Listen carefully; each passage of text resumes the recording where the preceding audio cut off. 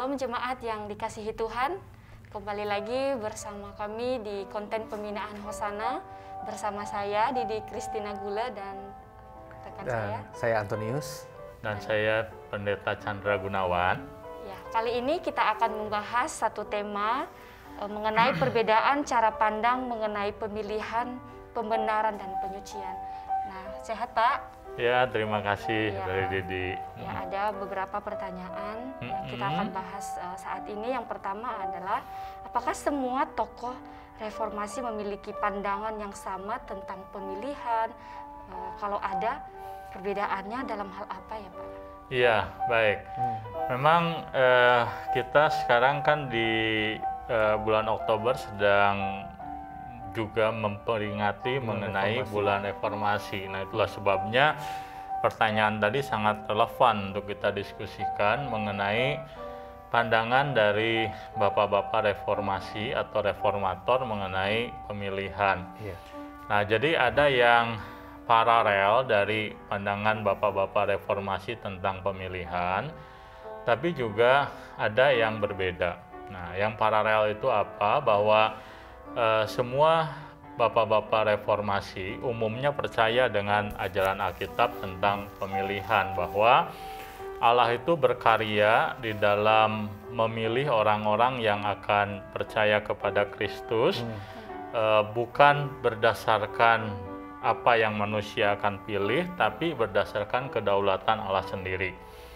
Nah, tetapi yang berbeda adalah sebagian para bapak reformasi atau reformator, mereka sependapat dengan Martin Luther yang mengatakan bahwa pemilihan itu bersifat satu sisi. Ya, nah maksudnya satu sisi itu begini. Nah, waktu kita berbicara mengenai pemilihan, nah kita tentu berkata bahwa kalau ada yang dipilih, ada yang tidak dipilih. Nah, jadi kalau Martin Luther dia berkata bahwa pemilihan itu bersifat hanya satu sisi, bahwa Allah itu memilih orang-orang untuk diselamatkan, tetapi orang-orang yang tidak diselamatkan itu tidak sama dengan tidak dipilih Tuhan. Nah, jadi Martin Luther mengatakan bahwa mereka itu kita nggak bisa pastikan.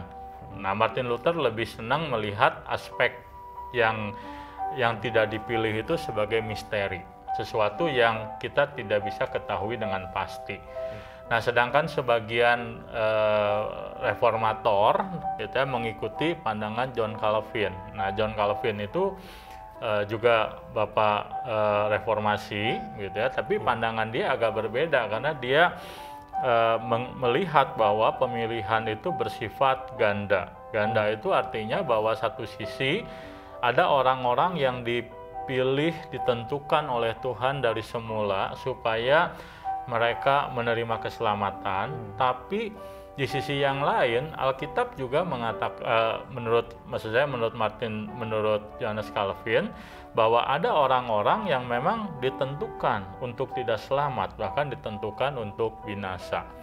Nah, barangkali mungkin kita bisa ingat, mungkin ya, di dalam Alkitab ada satu tokoh yang dikatakan dia sudah ditentukan dari awal untuk binasa. Nah, siapakah dia? Kenapa sih mulai pusing mikirnya kan? Gitu ya. Atau sudah ingat siapa kira-kira? Yudas, betul sekali ya. Jadi yang tadi Pak Tony Antonius katakan benar sekali.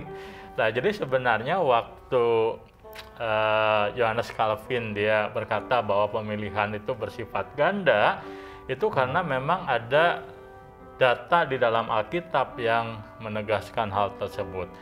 Nah, namun di sisi yang lain mengatakan bahwa Allah tidak memilih orang untuk diselamatkan ataupun Allah memilih orang untuk dibinasakan, itu kadang-kadang sulit kita terima. Begitu ya. Betul kan ya Saudari Didi, bahwa kesannya bahwa Allah itu menjadi jahat waktu dia memilih atau tidak memilih orang untuk diselamatkan. Gimana menurut Saudari Didi? Betul nggak Allah itu jahat waktu dia tidak memilih seseorang untuk diselamatkan? Ya, yang pastinya Tuhan berkehendak ya. Dia memilih, ya dalam arti membinasakan atau segala macam, ya Tuhan punya pilihan sendiri karena Tuhan yang berotoritas. Iya, iya betul. Nah jadi kita yang nggak boleh kita lupakan adalah bahwa waktu Tuhan dia menetapkan bahwa manusia kemudian harus berhadapan dengan penghukuman, itu bukan karena Tuhan tidak memilih mereka sebenarnya, tapi karena manusia berdosa. Nah, jadi salah satu kesalahpahaman di dalam pemikiran orang-orang Kristen waktu berbicara soal pemilihan adalah orang binasa karena tidak dipilih Tuhan. Itu salah. Manusia binasa karena dia berdosa di hadapan Tuhan. Nah, jadi itu sesuatu yang memang katakanlah kita menyebutnya tidak menjawab seluruh isu mengenai ajaran pemilihan, tetapi membatasi kesimpulan kita supaya jangan melampaui apa yang Alkitab ajarkan. Jadi yang Alkitab ajarkan sekali lagi, manusia itu binasa bukan karena tidak dipilih, tapi manusia binasa karena dosanya, konsekuensi dari keberdosaannya. Begitu kurang lebih Pak Antonius. Ya. Pak, kalau tadi kan kita bicara perbedaan tentang pemilihan dari sudut pandang tokoh reformasi. Iya. Dan kita pun tahu ya, misalkan dari pandangan Katolik, Roma, dan Protestan tuh suka ada perbedaan begitu Pak. Terutama ini mengenai pembenaran Pak. Iya, oke. Mengenai pembenaran. Nah, ajaran Alkitab sendiri itu mengenai pembenaran itu seperti apa? Iya, baik. Nah, ini adalah topik kedua yang menjadi pokok perdebatan di antara para reformator. Gereja Roma Katolik juga memiliki pandangan yang tersendiri mengenai pembenaran, begitu juga dengan Martin Luther dan juga Johannes Calvin. Nah, jadi waktu kita berbicara mengenai pandangan daripada reformator, nah pandangan reformator itu kurang lebih dibagi menjadi dua kategori sebenarnya. Yang pertama adalah yang disebut sebagai reformasi yang dicetuskan oleh Martin Luther dan Calvin itu mirip, tapi ada satu lagi namanya reformasi radikal. Nah, itu agak berbeda sedikit begitu ya. Nah, kalau Calvin dengan Luther itu mirip. Nah, mereka memiliki persamaan waktu berbicara soal pembenaran, tetapi berbeda dengan Gereja Roma Katolik. Nah, saya akan jelaskan. Nah, jadi di abad-abad 15-16, Gereja Roma Katolik itu memandang begini. Pembenaran itu apa? Nah, pembenaran itu adalah karya Tuhan, Tuhan. Dalam hal apa? Dalam membuat seseorang itu menjadi benar dalam hal dalam keseluruhan dirinya. Jadi maksudnya begini. Atau mungkin lebih mudah saya bandingkan dengan pandangan Martin Luther atau pandangan Johannes Calvin. Nah, jadi kalau Martin Luther dan Johannes Calvin, dia mengatakan begini. Pembenaran itu adalah sesuatu yang dikenakan. Dikenakan itu maksudnya begini. Kita misalnya adalah orang yang katakanlah badannya ini penuh borok. Ya, penuh borok kita ini. Lalu badannya ini kita itu kotor. Nah, waktu kita dibenarkan Tuhan, nah gambarannya itu Tuhan itu mengenakan kepada kita pakaian yang bersih. Pakaian yang baru, pakaian yang menutupi semua keborokan kita, sehingga waktu Tuhan melihat kita, yang Tuhan lihat itu adalah pakaian yang bersih. Gitu. Nah, di dalam diri kitanya sendiri belum langsung mengalami pembersihan, tetapi di mata Tuhan itu sudah bersih. Nah, maka di dalam pandangan Johannes Calvin dan Luther, pembenaran itu terkait dengan status, begitu. Maka pembenaran itu disebutkan dikenakan, dipakaikan, begitu. Nah, sedangkan Katolik Roma, mereka memandang bahwa pembenaran itu bukan sesuatu yang bersifat dikenakan, tapi ditanamkan, begitu. Ditanamkan, dimasukkan ke dalam diri kita, begitu. Nah, itu sehingga bagi Gereja Roma Katolik waktu itu ditanamkan dalam diri kita, diri kitanya itu sudah jadi benar, begitu. Nah, maka di dalam pandangan Martin Luther ada satu terminologi yang dia katakan kita ini adalah orang benar sekaligus orang berdosa. Kita benar karena kebenaran Kristus dikenakan kepada kita.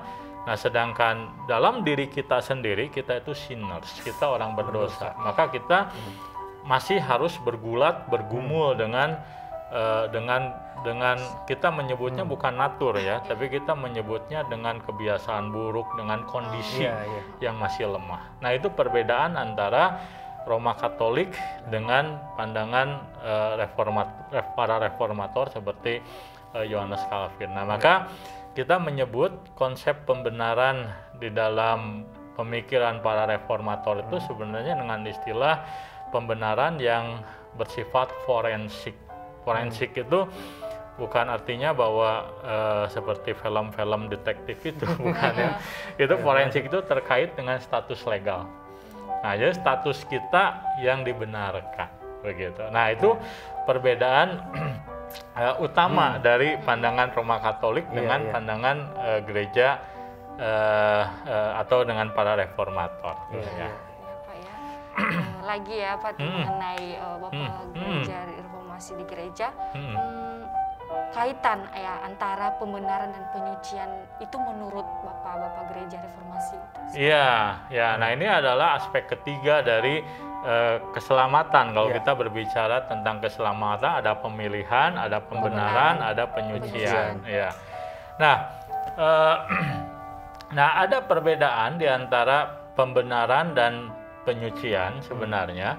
Jadi kalau pembenaran itu didefinisikan karya Allah, di mana Allah itu mendeklarasikan, menyatakan kita sebagai orang-orang yang ada di dalam Kristus sebagai orang-orang benar, sehingga waktu kita satu kali berhadapan dengan pengadilan Tuhan, meninggalkan dunia ini, Tuhan melihat kita sebagai orang benar, begitu ya.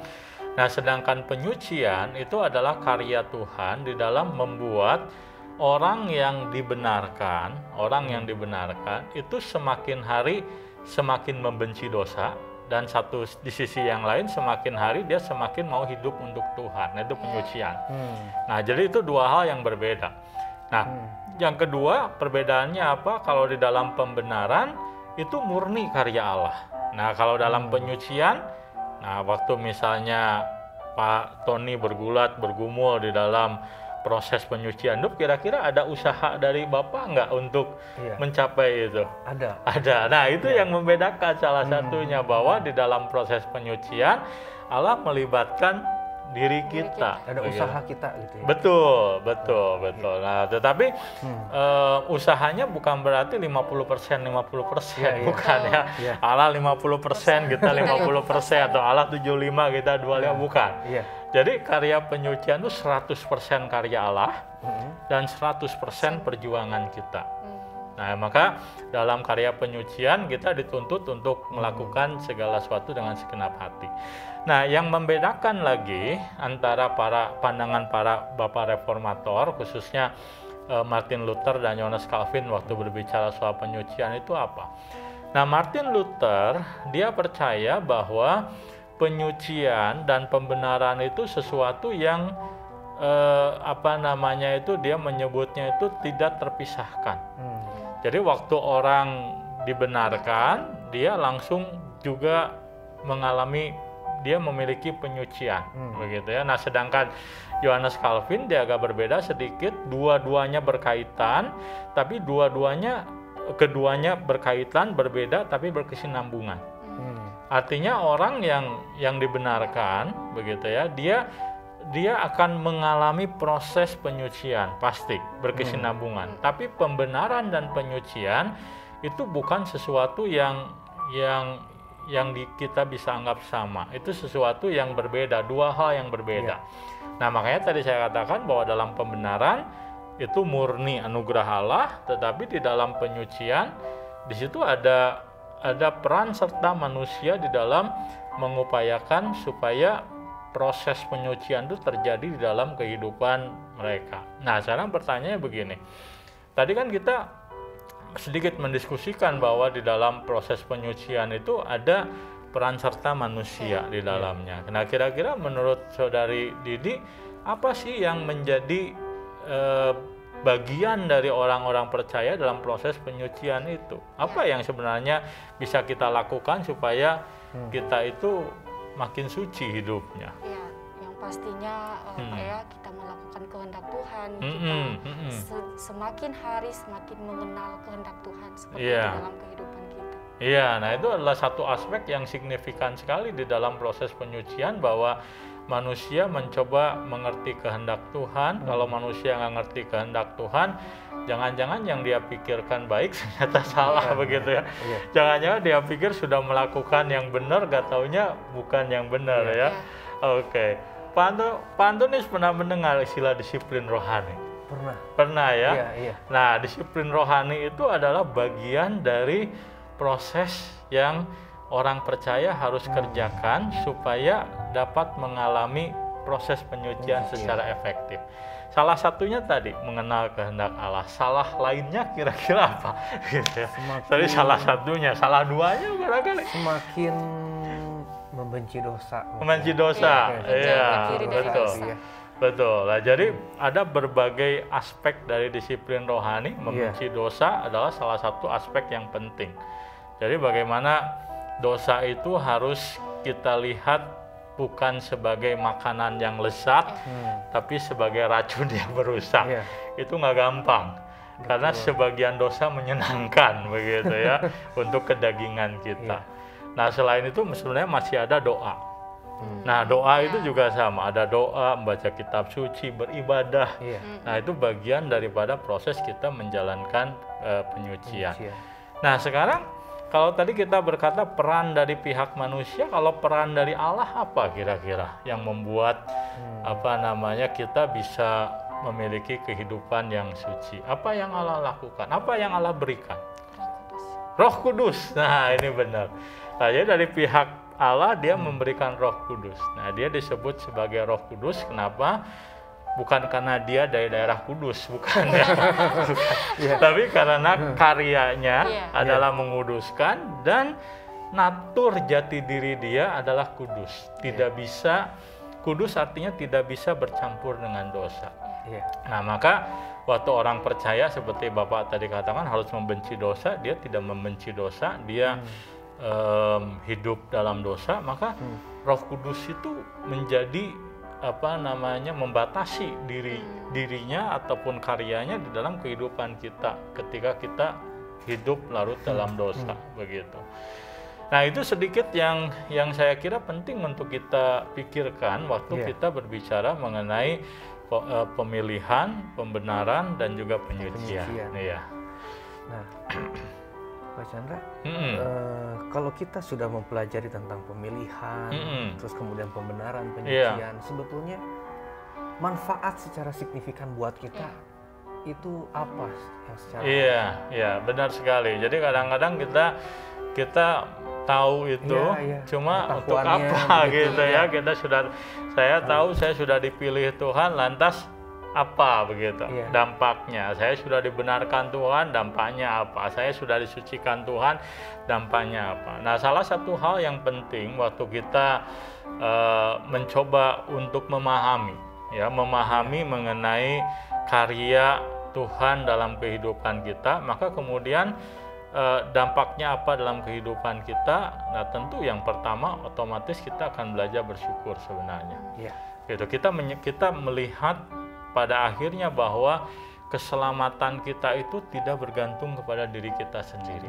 Saya nggak bisa bayangkan, Pak Antonius, kalau keselamatan bergantung kepada diri saya sendiri.